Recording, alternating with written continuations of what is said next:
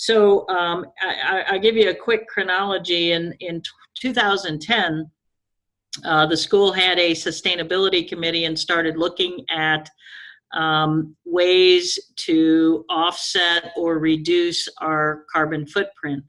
And at the time, one of our board members introduced the concept of, hey, you know, could we put some solar panels on campus? That resulted, so number one, I would say any large initiative like this, obviously in the school environment, getting the support of the board was critical. It resulted in the first solar array. It's approximately 4 acres of our land. There's 2,000 photovoltaic panels, and it produces around 650 to 700,000 kilowatt hours on an annualized basis.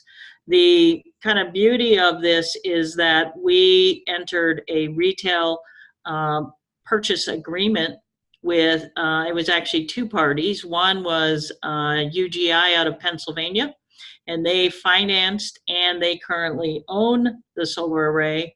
Standard Solar of Gaithersburg, Maryland, installed and supported the array. The benefit to the school was that we are at that time offsetting almost 2 physical buildings without having any cash outlay.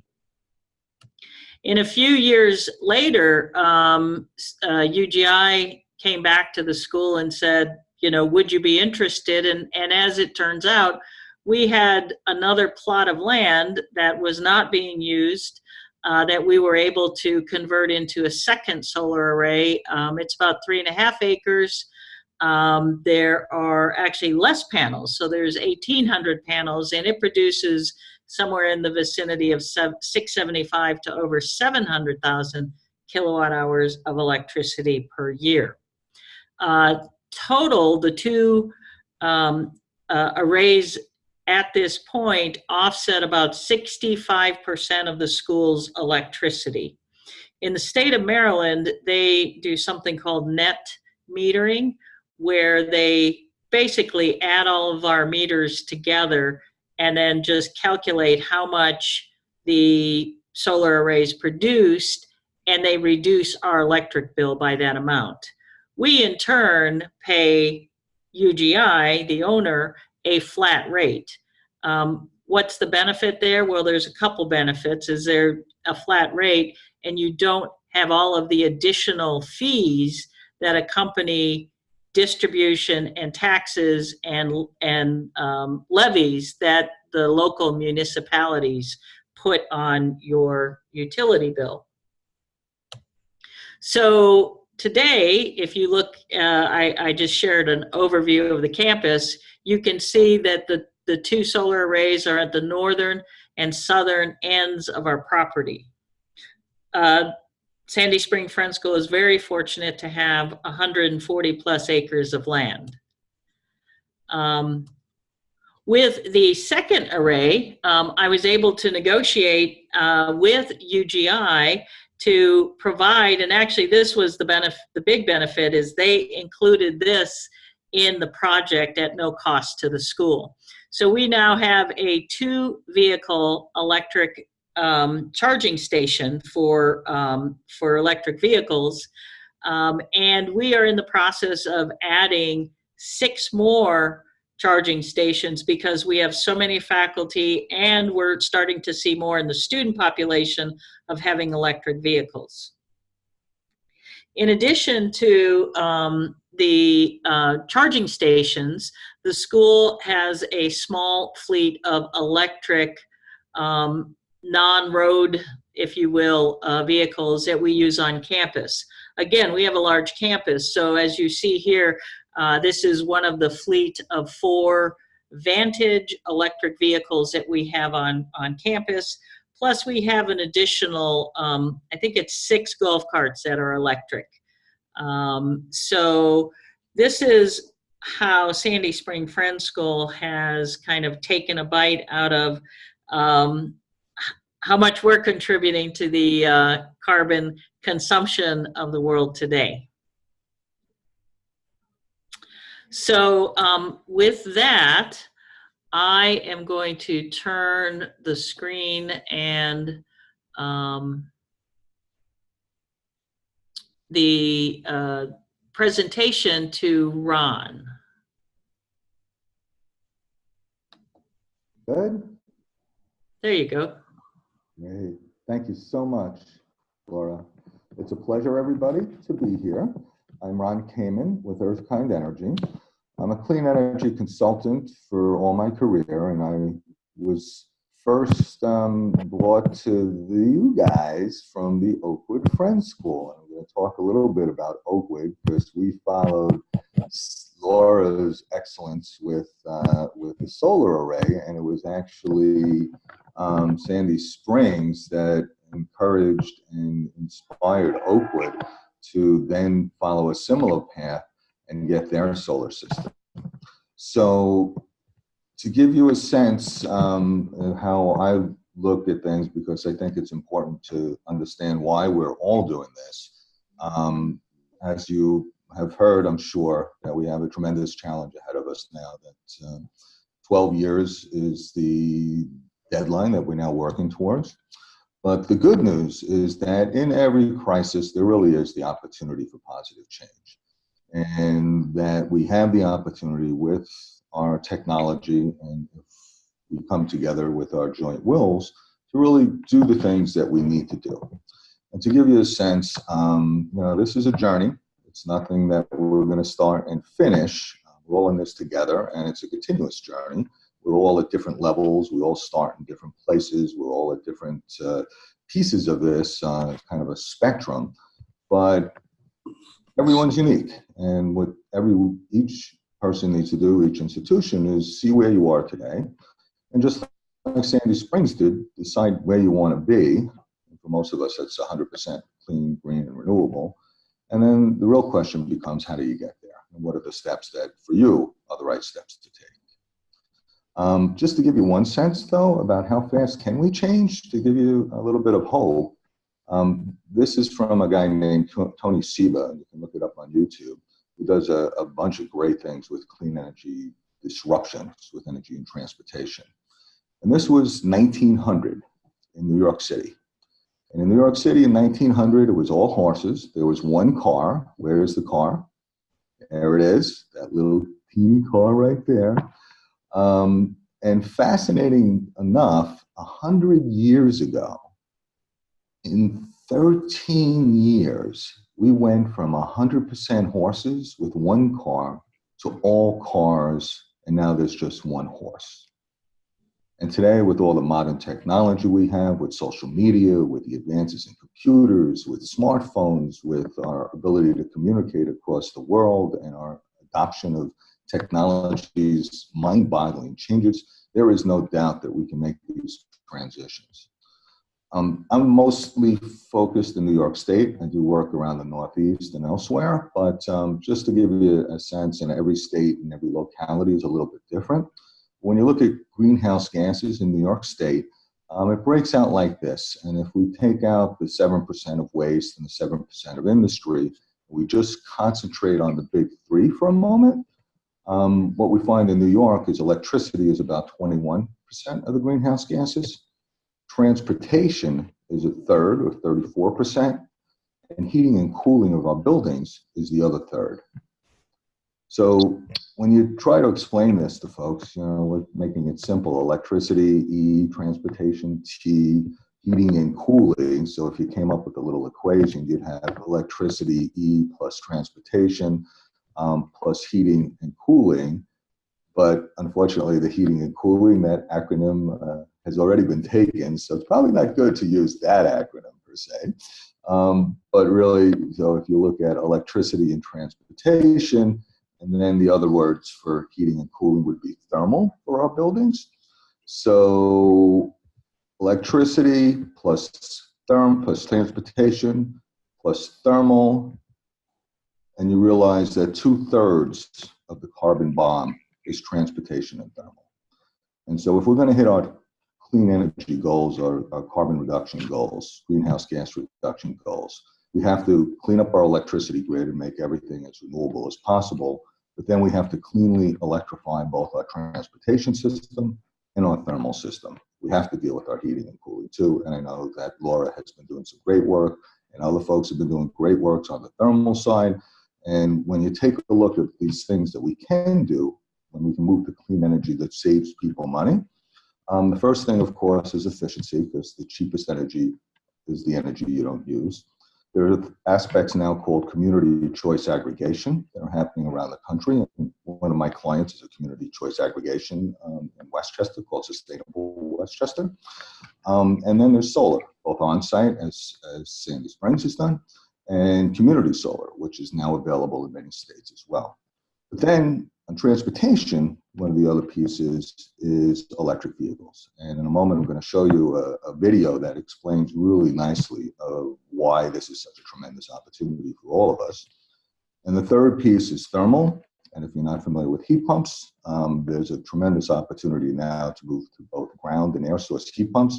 I know as Laura is doing things with a net zero building that I'm sure she'll be happy to explain to anyone who wants to hear at some point about how they're doing that net zero building. But heat pumps are just, a refrigerator is a heat pump, and everything is, there's many heat pumps, and that heat pump technology is now efficient. It reduces your cost. It's cost competitive versus every other source of heating and cooling, and a whole conversation for another day. But to give you one sense about just the magnitude of our opportunity as well as the challenge we face, the world uses right now, comes out of SUNY Albany, about 16 trillion terawatts of energy a year. When you take a look at the fossil fuels, you see how much we got from gas, from oil, from uranium, as well as the fossil fuels and coal. And you find that there's enough fossil fuels and nuclear power for about 100 years.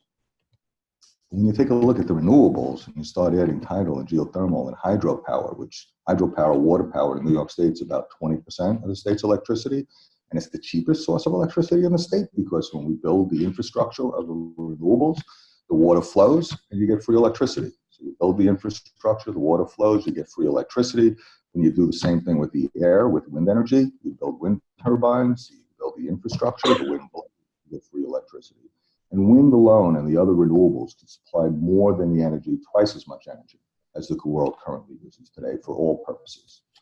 And then there's that really big source of power that just blows everything else away, which is 1,000 more times of energy, 1,000 more times power that we need, and that's the sun. So when you take a look at what opportunities we have in front of us, and you look at the power we can get from the air with wind, power we can get from water with hydropower, the power that we can get from the earth for heating and cooling our buildings, the power that we can get from the sun for everything. And you find that it is just incredibly awesome. The amount of power that's around us is free energy. And all we need to do is take our technology, identify ways of putting together public-private partnerships that let us take the technology and apply it and save money.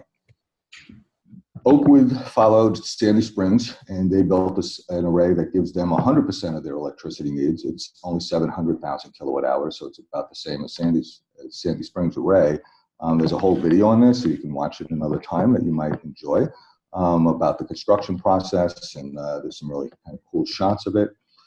But today we're focusing in on electric vehicles as that third of the carbon that's out there.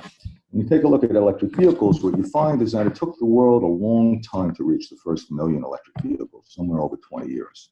But then once we hit a million, the second million came in only 18 months.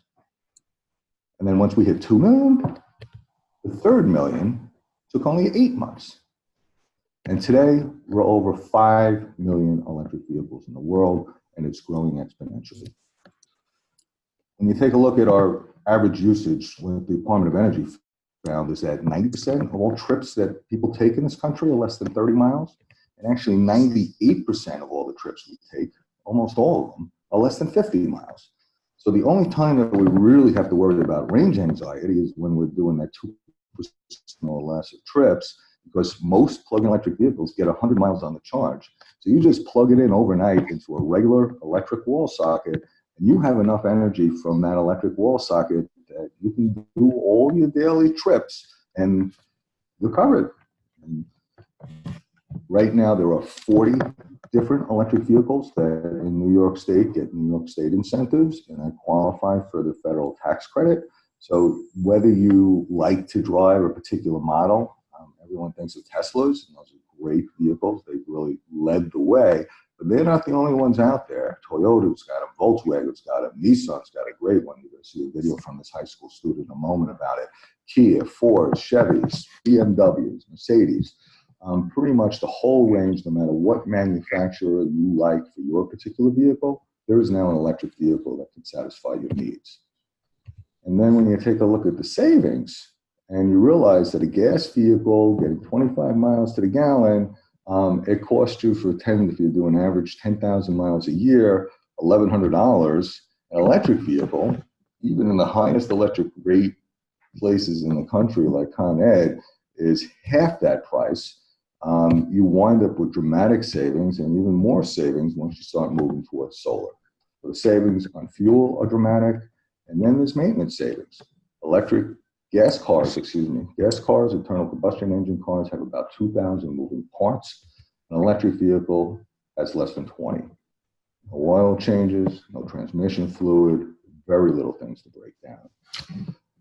One of my clients, Sustainable Westchester, is seeking to continue their exponential growth of electric vehicles in Westchester County, which is the county just north of New York City.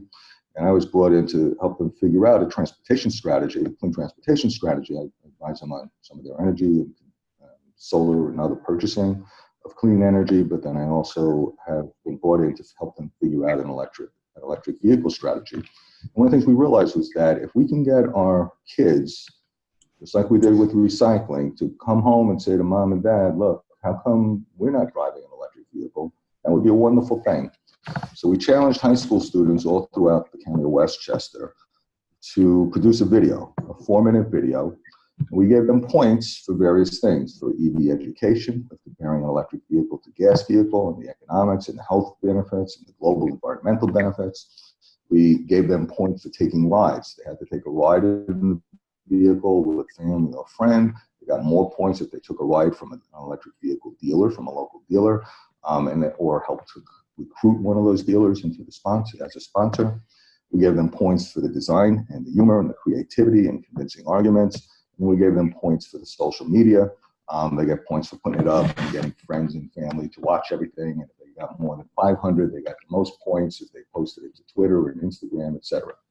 So this is the video I'd like to share with you, because I think you'll find very quickly that I was amazed at the talent that our kids have and their ability to create something that to me is educational, fun, interesting. Am I not sharing the screen? You are. It's there. Oh, okay. Oh my gosh. I just saw the chat. I got totally, oh my gosh. Good. Okay. I'm glad that I hope. Okay, great. Let's see if you all see this. Please let me know that this works too. Oh, golly. Okay, here we go.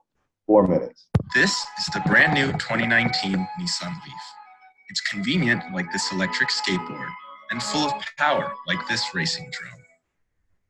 In this video, we will show you the monetary and environmental benefits you may or may not have already known about going electric. Let's buckle in. Oh boy. You can start it up. That's it. No way. Why is it so quiet? Definitely sneak out of my house with it. Oh yeah.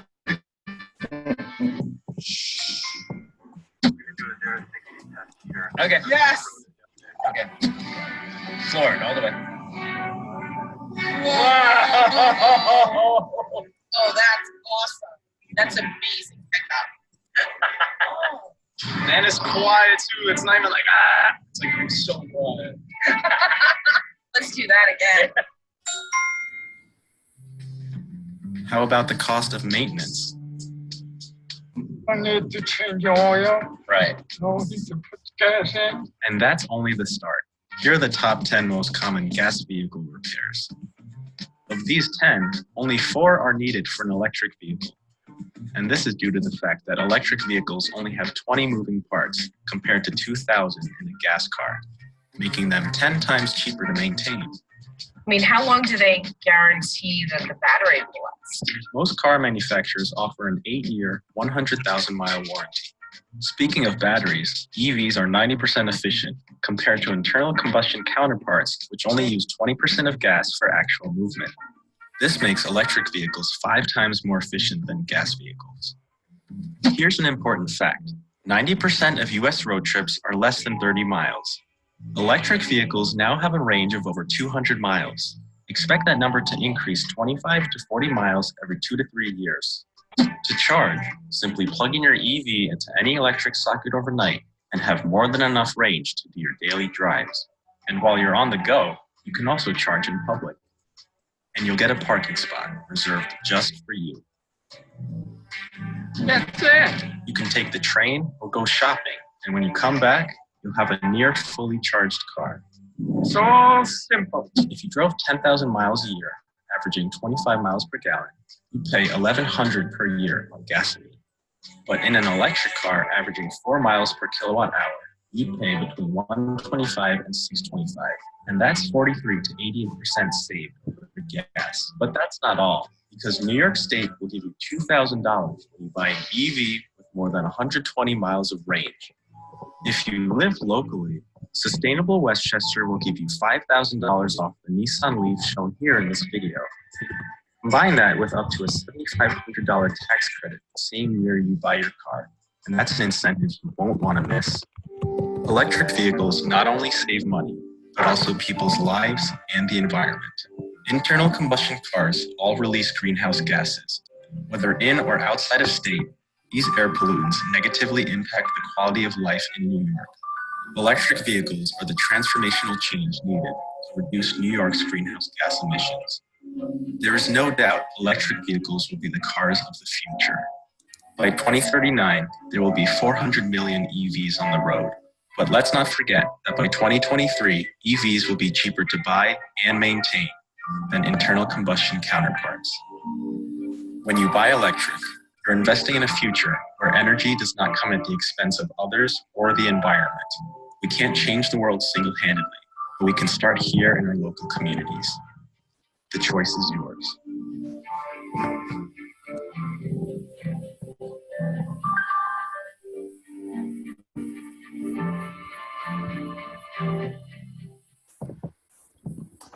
So I hope first we're folks able to see this, okay? Oh, by the way, here's the 2 quotes, and then I'll get out of this. So Can't use gas emissions anymore. That's so 80s. There's a lot of kids our age recently becoming increasingly aware of climate change. There's one thing I want to really leave today is that you're the masters of your own destiny, and the future of humanity will be determined in the next few years. But kids our age, come back now, those actions will pay off. Because every action you take inspires someone else. Okay, so first, were you able to see that, Laura? Because I think Yes. the poor had an issue. Okay. And Yeah, did you no, I saw it. Oh, you saw the PowerPoint too? I did not see the PowerPoint. Oh, that's strange. Huh. We can see Okay. it now, though, Ron. You can see it now. Huh. That's so funny because I didn't do anything in terms of sharing differently.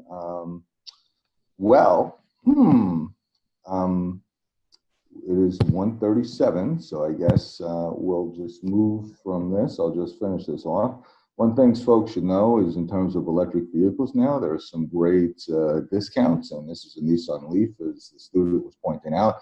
They were one of the sponsors of the contest, and there are discounts in many places. In Westchester, we got a $5,000 discount. New York State offers a $2,000 instant rebate. There's a federal tax credit of $7,500 on many electric vehicles, depending on their range.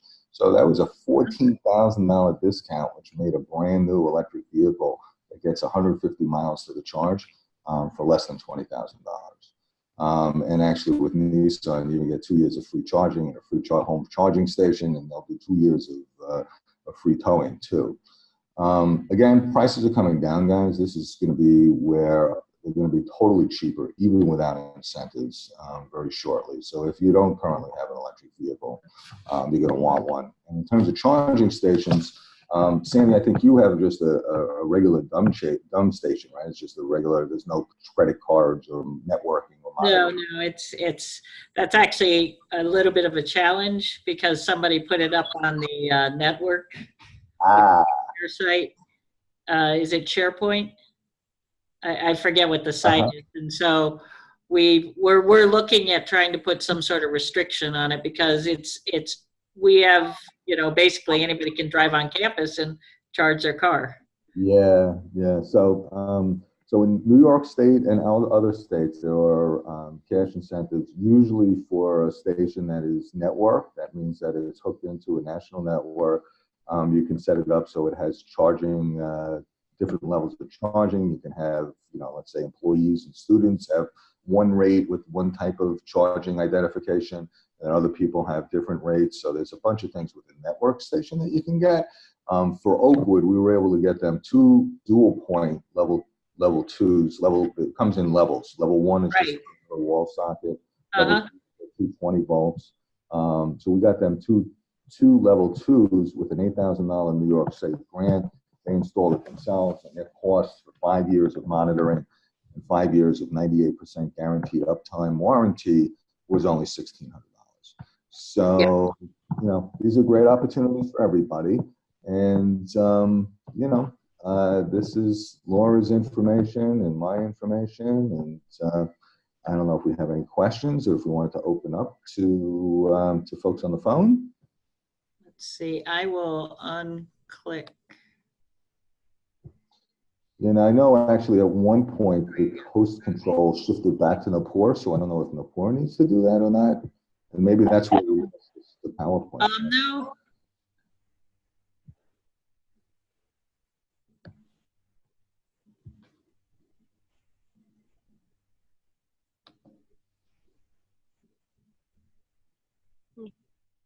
Yes, no, maybe so. I think everybody's unmuted at this point. Okay. I can hear you now. Okay. I mean, I could hear you the whole time. Sorry, I didn't mean to say it like that. Oh, sorry. No, I meant that I unmuted so you could ask any questions if you had. Oh, I'm fine for now. Thank you. Okay, great. And so I'm so sorry you guys missed the whole front part of my PowerPoint presentation. Oh, with all the and that won't be on the YouTube, no? I guess you're right, huh? So. Maybe you can send us your PowerPoint. Yeah, I think you can just send it.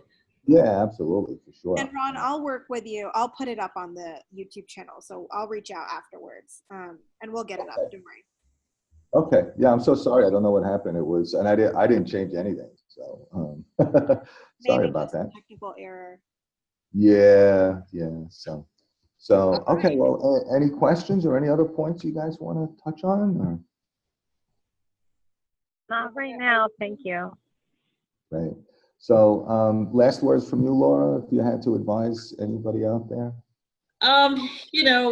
Particularly for schools, what I would say is there are resources available, and, finding your partner, Ron, I know you've probably worked with Oakwood, but finding a partner that can help you locate those resources, negotiate the deals, and, make it happen.